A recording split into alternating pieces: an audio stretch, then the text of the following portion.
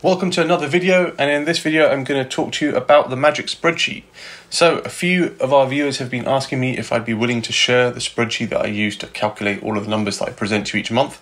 So that is exactly what I'm going to talk you through. Now, first of all, the disclaimer, please pause and read. I'm not an expert, there could be mistakes. This is just for educational purposes.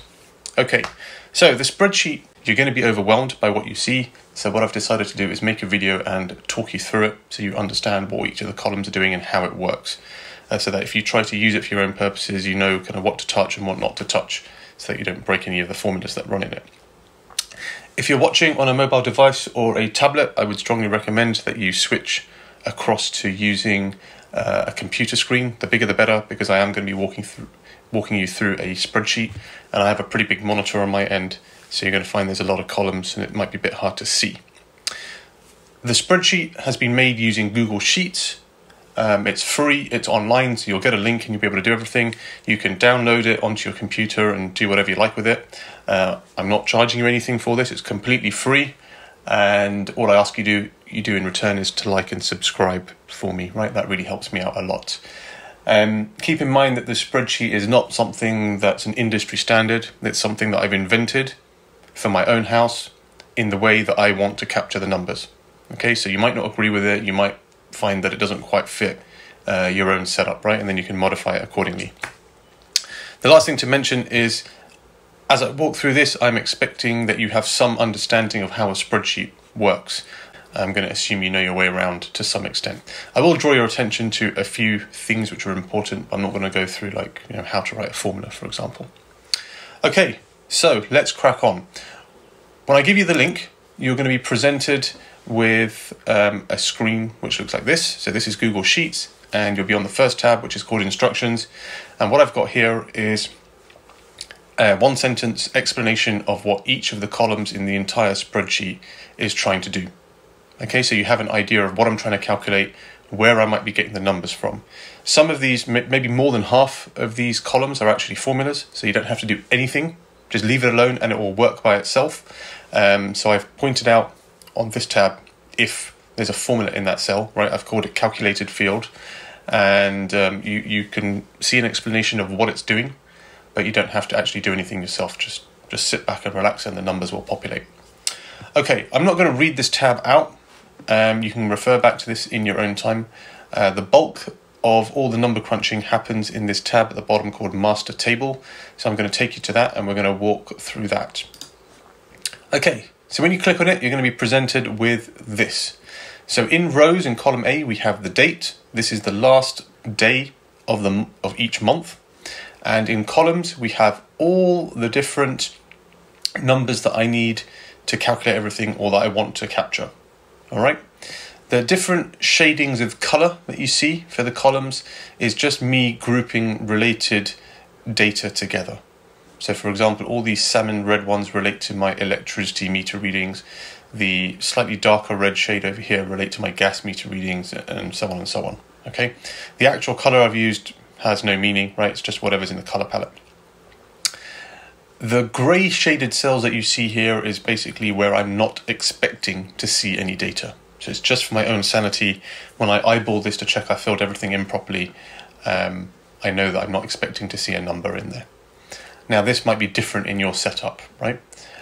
And finally, the kind of thick black border lines that you see here, this is just separating out a calendar year. And those are the horizontals. The vertical ones are separating out the different shaded colors, right? Again, it's just visual stuff to help me stay sane as I work through all the millions of columns in the spreadsheet. All right, so let's start at the very beginning, and I'm going to walk you through every column as concisely as I can. So column B, this is your electricity meter reading. So what I do is on the first of every month around 9-10 o'clock in the morning, I go and take a photograph of the meter, right? You're looking for your import reading, whatever the number is, get that number and put it in this cell.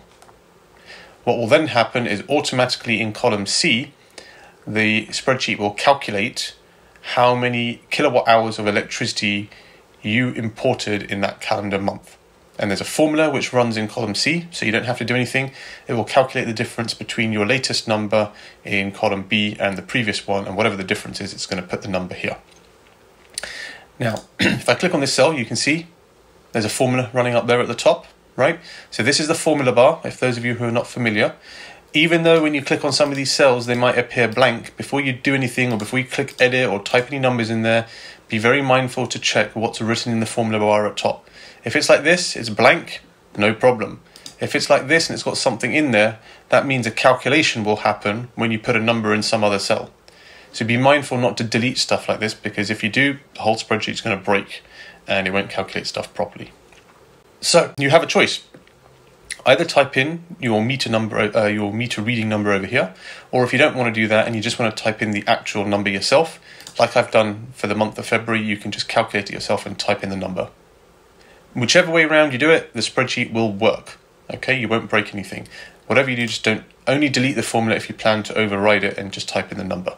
Otherwise, let the formula do the work and you type in your meter reading here.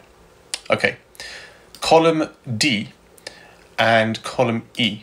What I do is I take this number and I figure out how much of that electricity was imported at peak time and how much was imported off peak. And the way I do this is I just wait for my energy supplier to issue my bill, and on my bill they have this breakdown. So I take the two numbers and I type it in here and here. Okay?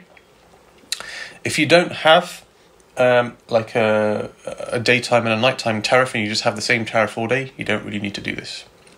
Now in my house I used to have two incoming electricity supplies, so here are the meter readings, but I've had them combined into one, so that's why it's all greyed out. If 99% of you will not have more than one electricity supply to your house, but if you do, you can use the secondary column.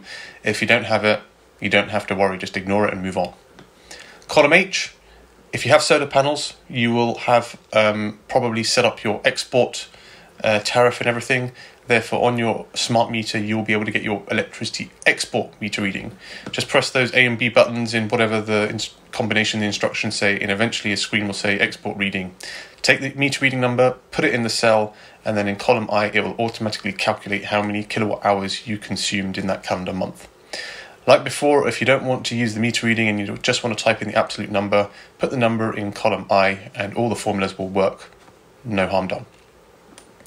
Okay.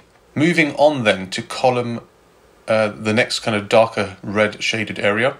So this is all about gas. So in my property I have two incoming gas supplies. So column J is my primary supply. These are the meter readings, but the gas is metered in meters cubed. Well, we need all these numbers to be in kilowatt hours. So column K is the same meter reading, but it's the consumption for that calendar month in kilowatt hours.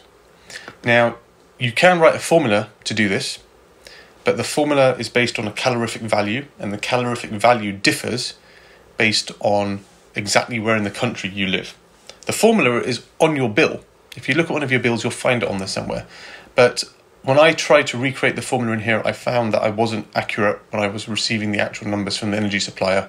So I've stopped using that, and what I do is I wait for the bill to come, I see how whatever number they've calculated as my kilowatt hours, and I type it in here. So column J is optional. I just put these numbers here for my own sanity. Column K, you need to do this, and I would recommend you get the number just from your bill. Okay. Column L and M is the same thing again, but for my secondary gas meter. If you don't have this, you can ignore it and move on. You know, shade all the cells grey for your insanity. I would suggest you don't delete them just in case it breaks any formulas further on. Just, you know, you can hide them if you want to. Looking up at the titles, you might be wondering, what does this 2017 mean and what does this 2166 mean? That is just the serial number on my meter. Okay, just the few numbers which distinguish the difference between them. It's the serial number for my own sanity. All right, so if you have two meters, you can update those numbers to whatever yours are called. If you don't, then delete it, ignore it, whatever you like to do. Okay, column N is a formula. You don't have to do anything. It is the sum of column K and column N. Right, so in kilowatt hours, it's summing up how much my house used. Okay, let me scroll over a little bit. Right, we're now on column O. We're looking at the yellow shaded sections. So column O is the amount of solar power that I have produced from my array. And I underline the word produced, right? It's the solar production. This number comes from my inverter. So I have an Enphase system. The analytics system captures how many kilowatt hours of energy all my panels consumed. I take the number from there and I type it in here. Okay, this number is manually typed in. Now you might have a different brand, so where you get the number from might vary in your case, but I would strongly recommend you get this number from your inverter system and not anywhere else, right? The inverter is the source of truth. It's the place where you get the most accurate number before it gets kind of corrupted down the line by CT clamps and everything else. So I would suggest you get it from there. Column P is solar consumption. Column O is production and P is consumption. So what's the difference? Well, you don't consume everything you produce. Some of what you produce ends up getting exported back to the grid, even if it's in small amounts. So this number is the solar production minus your export. Okay, it's a formula. You don't have to do anything in the cell. It will calculate by itself. All right, the green columns, column Q and R. These relate to my eddy. So my eddy is my solar diverter. You might have an iBoost or something like that. And the numbers come from the My Energy app. So I log into the app. I click on the kind of green icon in the middle with the leaf. And that takes me to another page which gives me much more kind of detailed numbers. The first thing you need to do is change the date filter to last month. Okay, so I always get these numbers once the new calendar month has begun. So, for example, on the 2nd or the 3rd or the 4th of April, something like that, I change the setting to last month. It's quite slow. It takes a good 20-30 seconds, but it will eventually load up all the numbers. From that page, you need to remember two things. At the top of the page, kind of in the middle of the screen, there's going to be a donut, and it's going to have that green leaf icon again, and a percentage. Right, for me, the month of February, the percentage was 27%. The next thing I'm going to do is on that same page, scroll right down to the very bottom. At the bottom, it's going to say eddy, there's a bar, and there's going to be a number in kilowatt hours. Make a note of that number. In my case, it was 213 kilowatts. What you're going to do then is take the number. So in my case, for February, it was 213 kilowatts, and you're going to multiply it by the 27%. And that means that 57.67 kilowatt hours of my power was green and therefore solar powered. The remainder came from the grid. So the remainder is 155.93. So you can do 1 minus, or you can do, if 27% was green, you can do 73% multiplied by the 213 and you get the 155 number. Okay, now you might not have an eddy. If you have an iBoost, I don't know how you calculate these numbers, right? That's something for you to figure out. But what I'm trying to do is understand how many kilowatt hours of power went into my eddy, and then how much of that was solar powered and how much of that did I buy from the grid. That's the point of these two columns. Okay, moving on some more. The blue columns, these all relate to my electric car. So column S, I want to know how many kilowatt hours of power went into the car which came from solar power. Okay, that's what column S does. Column T, how many kilowatt hours went into the car which came from the grid at peak time. Column U, how many kilowatt hours of power came from the grid at off-peak time and went into the car. And these three numbers I get from my EV charger app. So I have a Hypervolt charger. The Hypervolts come with some analytics in the app, and from that I can see what time the charging session started on my car and how long it lasted for, and from that I can easily calculate how many kilowatt hours came from solar power, grid or off-peak. It's quite easy to see in the Hypervolt app and just get those numbers. So I look at that and I type in the numbers over here. Really easy. Column V is how many kilowatt hours of power I put into the car using public charging points. The easiest way that I find to figure out this number is when I use a public charging point. As I disconnect, I take a photograph of the screen. It tells me the kilowatt hours and it tells me how much they've charged me. And then at the end of the month, I just look through the photos on my phone. I add up the kilowatt hours for all the different charging sessions in that month and I type it in here. Okay. Right, moving on, the kind of light orange coloured cells. This is how much power that your house has consumed. And I'm distinguishing between solar power and power from the grid. So you don't have to do anything. It's a formula. It works it all out by itself as long as you put in some of the numbers in those earlier columns. So the formula is going to calculate how much solar consumption there was, subtract what went into the eddy, subtract what went into the EV, and then the remainder obviously went into the house. So that's how I get to this number. It also figures out how much I have put into the house from the grid. So we know how much we've imported from the grid. We know how much of that grid energy went into the car and went into the eddy, and therefore the balance went into the house. Really simple. You don't have to worry. The formula does everything, and you can decipher the formula. It's up there, but the explanation is on the instructions tab. Moving on. Back to the salmon-coloured cells. This is the unit price of gas and electricity. So column Y is the peak time unit rate. Column Z is the off-peak rate for electricity. Column AA is the export tariff for electricity. And column AB is the price of gas. Now I have two supplies for gas, but I'm on the same tariff with the same supplier, so I've just put the price in ones. Okay, those are all the numbers that you have to capture in kind of kilowatt hours, right? Now everything I talk about is in pounds, right? It's about money. We're calculating how much money have I spent or have I saved based on all those different kilowatt numbers. So the yellow columns here, column AC and AD. First of all, we're calculating how much money has the house saved by using free solar power that month. Okay, so all it does is it goes back, if I kind of get both columns on the screen, I put in 169 kilowatts of solar power into the house. If I had bought that, it would have cost me about 30p. Okay, and the reason I use the peak time rate is before getting all of this equipment, we were on a single tariff for 24 hours a day, and the price of that tariff was about the same as this 30p. So to make the calculation simpler, I use that to calculate, right? So 169 times 30p, you end up with £52 saved by using solar power. Otherwise, you would have spent 30p a unit to buy that. The Octopus Go savings is again a formula, so you don't have to calculate anything. Same with this one. You don't have to calculate anything. It does it for you.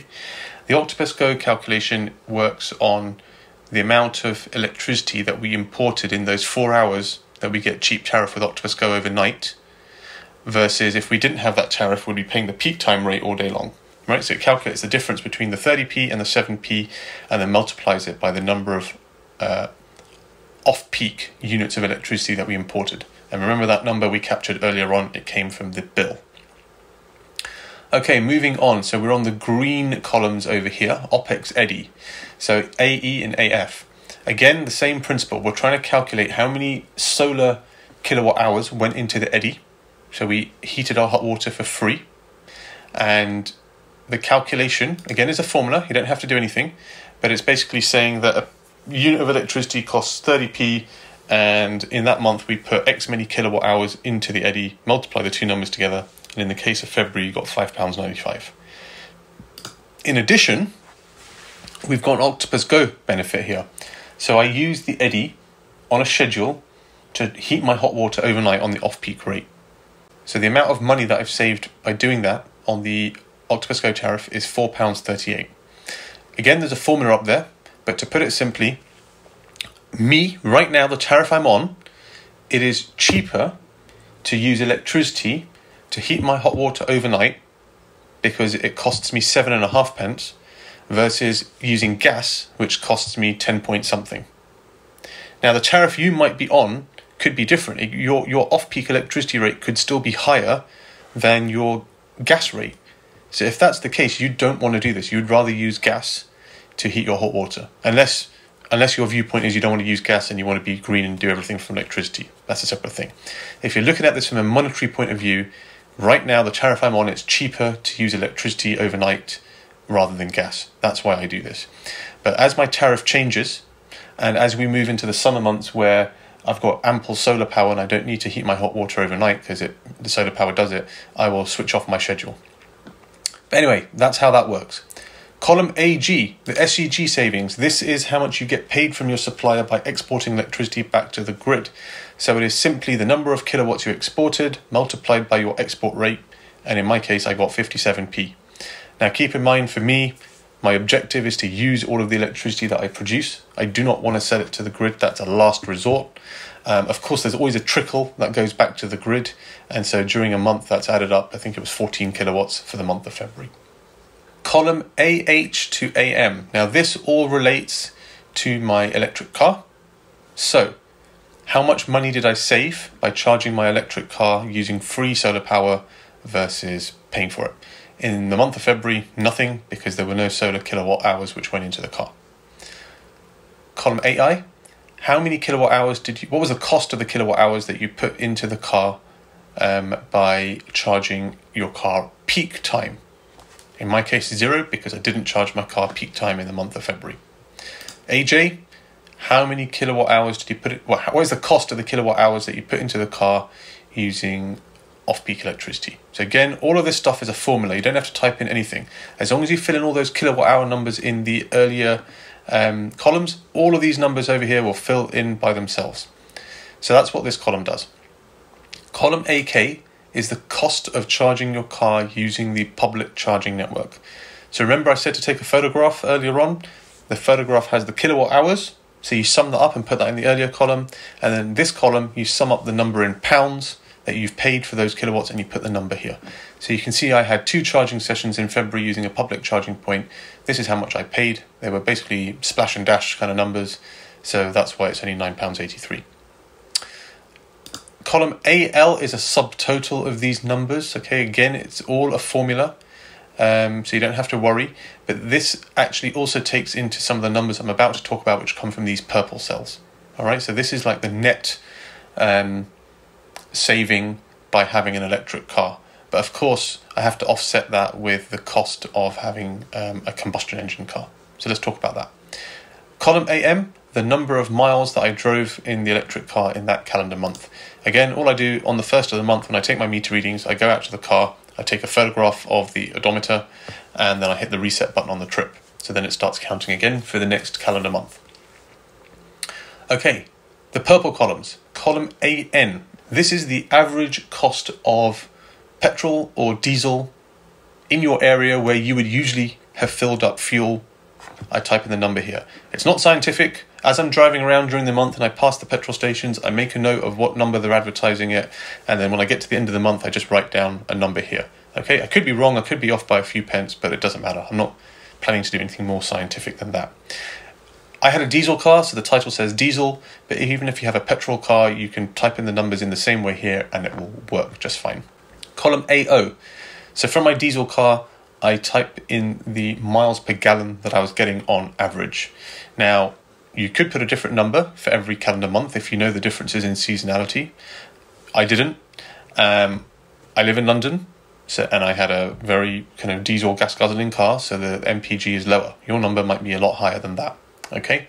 So type in the number over here. If you don't know how to do it, if you don't know what the number is, you've sold your car, for example, go on to something like Auto Trader, look up your model of car, and somewhere in all the specifications there, it tells you what the miles per gallon is. I usually use the worst one, which is the urban one, because that is usually closest to what I was actually getting. Okay, column AP is a formula. You don't need to do anything. What it does is it converts miles per gallon into miles per litre. The reason we need it in litres is because the cost of fuel in England or UK is sold in litres, not gallons. Right, column AQ is a formula. All it does is it takes miles per gallon and multiplies it by this number and gets you how many litres of fuel that you used in that month. And then column AR takes the litres of fuel, multiplies it by the price, and then you find out what the cost of fuel would have been if you had your combustion engine car. And then this number in column AR, the savings that you've made by getting rid of your combustion car, are offset by the costs of having an electric car, and then in column AL you have the net number, okay, that you have saved by switching to an electric car for that month. Okay, finally we're getting to the end now. We have a few totals. So column AS, total OPEX. So if you don't know what OPEX is, it's operating expenditure. It's basically your day-to-day running costs, right? So in my case, it's a saving. So what I do is I add up all these kind of monetary numbers that you see in all these different columns, and for that month, for the month of February, I saved £384 net, right? Column 80 is the same number, but it's cumulative, so it's adding that number to the previous month. So over the lifetime, I have saved £3,678.47. The kind of like cyan coloured cells, AU and AV, this is CapEx. CapEx stands for capital expenditure. This is the money that you have spent to invest in the equipment. What you spent to buy your solar equipment, if you had to have any modifications done to your house, if you bought a battery for your house, those kind of expenses, right? Cost of installing an EV charger, all of these kind of numbers are in this column. These are the kind of one-time big expenses that you make to get the equipment. All right, so that all goes in column AU. In fact, it doesn't go there. It's a formula. It comes from the other tab, which I'm going to explain in a moment. And you don't have to do anything. This will populate by itself. And column AV is a running total, so it adds the current number to the previous month and tells me that so far I've spent 23,490 on everything I have in this system. AW, the green column here, is the balance. All it does is it takes the CapEx and subtracts the OpEx, and it leaves you how much you need to get to break even. And finally, the last column AX is how long it will take you to get to break even. So it's calculated every month, and it's a formula. You don't have to worry, but you can see in the formula bar the formula is crazy, but all it does is it figures out that it's going to take me 8 years, 3 months and 27 days until I break even. Okay, that's it. So let me give you the link to the spreadsheet. So you can just type in rb.gy/7denei. If I press enter, here we go, yeah. And then you come back to the spreadsheet. So as I say, it's completely free. It won't cost you anything. It is in read-only mode, so you can't edit my spreadsheet, but what you can do is download it. So you go to File, you go to Download, and you can download it in Microsoft Excel, right? Or whatever other format you want it in. But that's how to get it. If you have your own Google account, then you can download a copy and then reload it into there. Okay, but that's basically how you do it. All right, so let's go back. So I've explained the master table tab. The next thing to explain to you is the master pivot tab. This is what you're used to seeing when I give you my monthly videos. It is all the same numbers from the previous tab, but I've pivoted them and it looks much nicer, easier to read. You can take a screenshot and look at everything in a glance. So first of all, it's a pivot, which means this entire thing is working on a formula. You don't have to type any of this in. As long as you type in the numbers on the previous master table tab, all of this stuff will magically appear every month. Okay. Instead of having the date in rows, I now have the date in columns. And instead of having all these numbers in columns, I have them in rows, right? It's pivoted. What happens is if you see over here, where I'm moving my mouse between column V and AI, there's kind of two little arrows. This is because I've got some hidden columns, right? So in my screenshot, what I normally have is I go up to February and then you see the total and there's no blank columns. But every month, you're going to have a new column with your new data. So what you do is you click on this little twisty. It opens up all the blank columns that I've got in the spreadsheet already, and then I keep one there, and then I highlight the remainder, right click and press hide. That's how I get it to be neat again. And then the following month I'll open that up again, select one column less, highlight the rest, right click, hide. Okay, now if you look in the formula bar, there's no formulas, right? As I click down this, it's all blank in the formula bar, nothing is appearing up here. So you're wondering, well, how do I get all these numbers to magically populate? Well, this is actually got a formula running in the background, which is all hidden. As soon as you start to populate data on the master table tab, this thing comes to life and it will create a title here which says March 23, and it will start to put in all the numbers. Okay, the way it works is it all hinges on the master table tab. So I'm going to do an example for you. Take note, right? Right now I have the February data and I have nothing in this blank column, right? When I show you what I'm going to do, the blank column is now going to say March and lots of numbers are going to appear in here. So if I go to master table, I go right back to the beginning, I click on the next blank row, which is for March.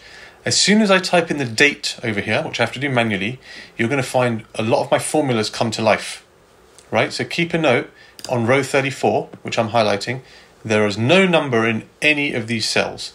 The minute I put the date in here, quite a few of these cells will have a number, and it's the ones which depend on a formula, right? So here we go. 31st of March 2023, enter. Okay, let me highlight the row. Do you see this number has appeared?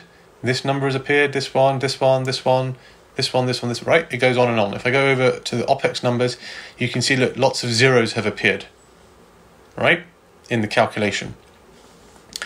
Some of them are blank. So the clue here is the ones which are blank, this is where you need to enter a number. So that makes your life easy, right? If you see a blank row, you're expected to enter a number. Now, if I go back to the Master Pivot tab, right, all I've done is put in a date there. I haven't done anything else yet. On the Master Pivot tab, look, March 2023 has appeared and loads of numbers have appeared in this column. Now, of course, these numbers are wrong right now. Until you type in all the kilowatt hour numbers, these won't calculate properly. But do you see how it all works on a formula? So it's really easy to do. You don't actually have to do anything on this tab besides unhide a column. Everything, all the hard work is done on the Master Table tab. So that's all there is to here. If you fill in the Master Table tab, these numbers will appear correctly by themselves. And then you can take a screenshot of this and do, or just look at it at a glance, whatever you want to do with it. Let me move on. CapEx. This is your capital expenditure. So every time you spend money on your system, you get solar panels installed, get a battery installed, get an EV, get more solar panels, all the bits and pieces that you had to do to enable it to work. Like in my case, I had to remove a chimney.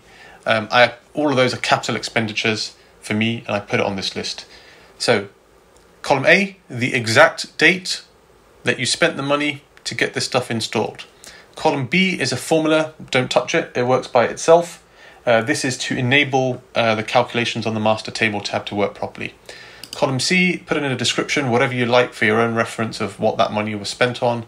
And column D, type in the number in pounds that you spent on that activity. That's it, you don't need to do any more. The formulas on the Master Table tab will automatically look up these numbers and plug them into the right place.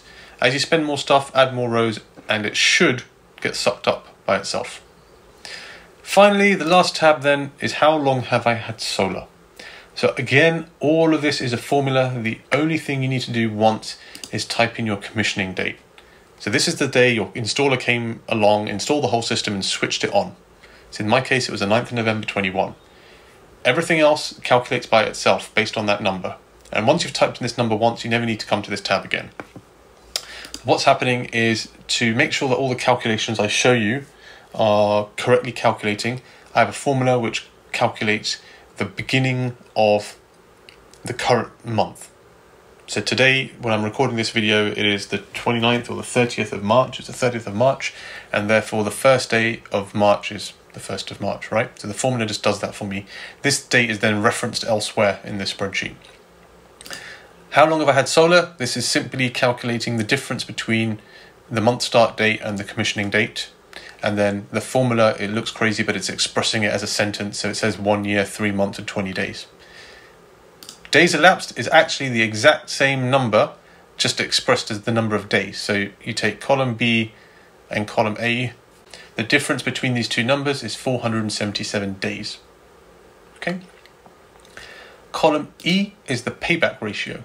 Right, so you can see it's a formula from the spreadsheet. It's calculating how much of my system I have paid back so far. And I've paid back 15.66% of my system. Based on that number, that it took me 477 days to pay back 15.66%, there's a formula which runs, it's very simple, to calculate how many days it's going to take to pay off the system. 3,046. But 3,046 days is not very meaningful. So again, there's another formula which runs, it's very crazy, but it takes the 3,046 and expresses it as a sentence. So 3,046 days is 8 years, 4 months, and 3 days. And this is what you find, which appears back on the Master Table tab right at the very end in column AX. Right? I don't have the word years in full, I just put Y, M, and D to keep it short and make it fit in the cell. But that's the whole spreadsheet. So, I hope you found it useful. Remember, please like and subscribe, it really helps me out. Be mindful of formulas. So as you delete stuff and move around, be very careful to check that you don't wipe out formulas. Otherwise, a lot of this stuff is not going to add up correctly. Hopefully, now that I've explained it, it's not so overwhelming. You don't actually have to fill in every single cell. You just have to fill in some of them.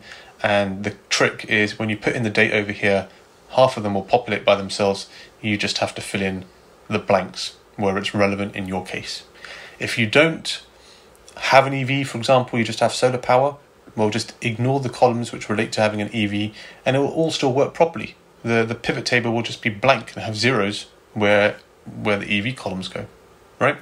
If you know your way around a spreadsheet, by all means, change this, delete stuff, customize it for your setup, no problem. But, please don't come to me for IT help. Okay. Well, if you've got any questions, if something's still not clear, if you spot a mistake in the way I've done something, please do drop a comment or let me know. As I've said many times, the way I decide to calculate things might be different from the way you decide to calculate things. That's absolutely fine, right? Everyone's different. It's definitely possible to calculate all of this in even more granularity. But you can already see we have a lot of columns and I was trying to keep this simple, so I don't want to go any further. This is a good enough way for me to figure out when the system is paying off for me. And if I'm off the mark by a little bit, it really doesn't upset me. Well, good luck, and let me know if you have any problems, or just give me some feedback if you have found that this is working for you and it's helpful. Remember, delete my numbers, but be very careful not to just select everything and delete it, because you're then going to wipe out the formulas. Right, so the columns where you don't have any numbers, select them one by one and delete my numbers in there and replace them with your numbers. But don't just select the whole thing and hit delete, because you will delete every single formula and then nothing will work.